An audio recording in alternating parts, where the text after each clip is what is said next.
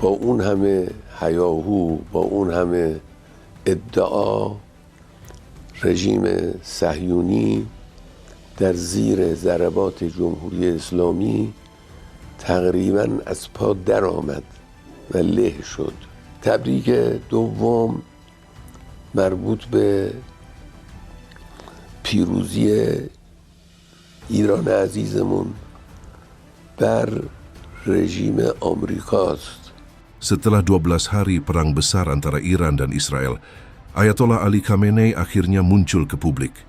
Bukan untuk meredam, tapi untuk memperingatkan, jika Amerika menyerang lagi, maka serangan balasan akan lebih besar. Apa arti pernyataan ini? Apakah program nuklir Iran benar-benar hancur? Dan mungkinkah ini semua jadi awal dari konflik global?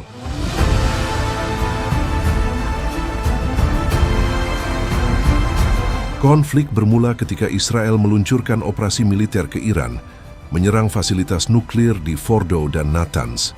Amerika mendukung dengan bom penghancur bunker, menjatuhkan rudal dari jet siluman B-2. Targetnya, program pengayaan uranium yang dirahasiakan Iran selama bertahun-tahun.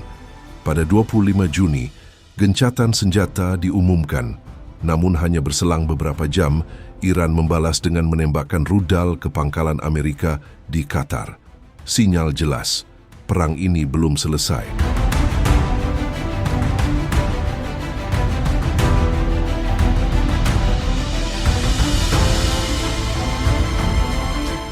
Dalam penampilan publik pertamanya sejak konflik pecah, Khamenei mengatakan, serangan ke pangkalan Amerika adalah tamparan ke wajah mereka, dan kalau mereka menyerang lagi, balasan kami akan lebih keras.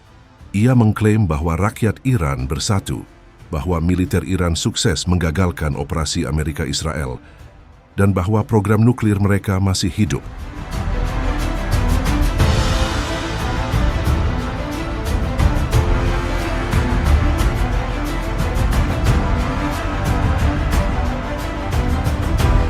Di sisi lain, Presiden Trump menyebut fasilitas nuklir Iran dihancurkan. It was very, very successful. It was called obliteration.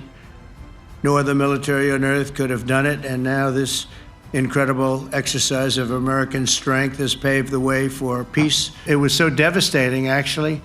If you look at Hiroshima, if you look at Nagasaki, you know, that ended a war too. This ended a war in a different way, but it was so devastating. Begitu juga dengan Netanyahu. Nuclear bombs and the threat of annihilation by 20,000 ballistic missiles.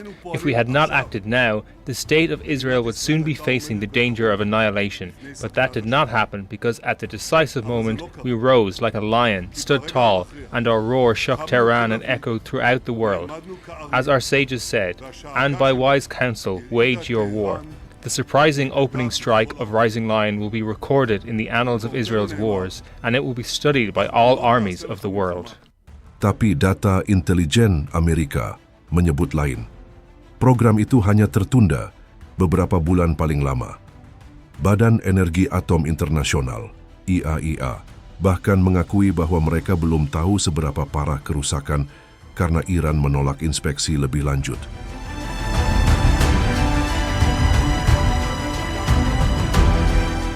Yang lebih mengkhawatirkan lagi, Parlemen Iran memutuskan untuk menghentikan seluruh kerjasama dengan Badan Tenaga Atom Internasional. Parlemen Iran melakukan langkah signifikan untuk menghentikan kerjasama dengan Badan Energi Atom Internasional atau IAEA. Mereka menutup akses pengawas internasional ke fasilitas-fasilitas kunci. Artinya, dunia kini tidak tahu lagi apa yang sedang dibangun di bawah tanah Iran. Ini bukan hanya langkah defensif, tapi bisa menjadi jalan menuju senjata nuklir yang sesungguhnya. آژانس بین‌المللی انرژی اتمی نیز که حتی حاضر نشد در ظاهر هم که شده حمله به تأسیسات هسته‌ای ایران را محکوم کند، اعتبار بین‌المللی خود را به حراج گذاشت و به همین دلیل سازمان انرژی اتمی ایران تا تضمین امنیت تأسیسات هسته‌ای همکاری خود با آژانس را تعلیق می‌کند و برنامه صلح‌آمیز هسته‌ای ایران با سرعت بیشتری به پیش خواهد رفت.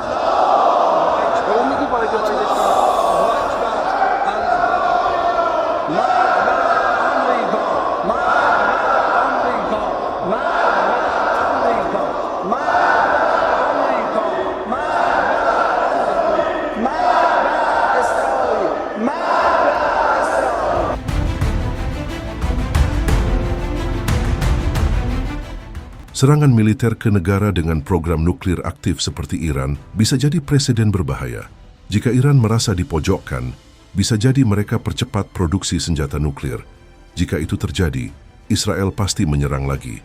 Jika serangan itu melibatkan lebih banyak negara, dan Rusia atau Tiongkok juga ikut, selamat datang di Perang Dunia Ketiga.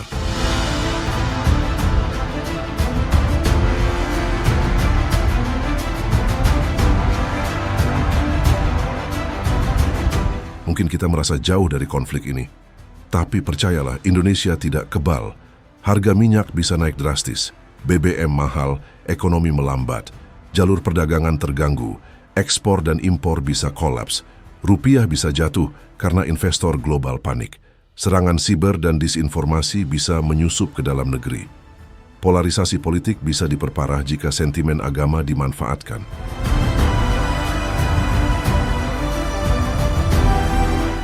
Ayatollah Ali Khamenei telah bicara. Nuklir Iran belum musnah.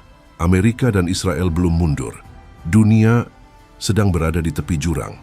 Apakah kita sedang menuju Perang Dunia Ketiga atau masih ada waktu untuk dialog? Tulis di komentar. Apa pendapatmu tentang konflik ini? Apa seharusnya sikap Indonesia? Jangan lupa like, subscribe, dan nyalakan loncengnya. Karena kami akan terus bahas berita besar di bumi kita tercinta ini.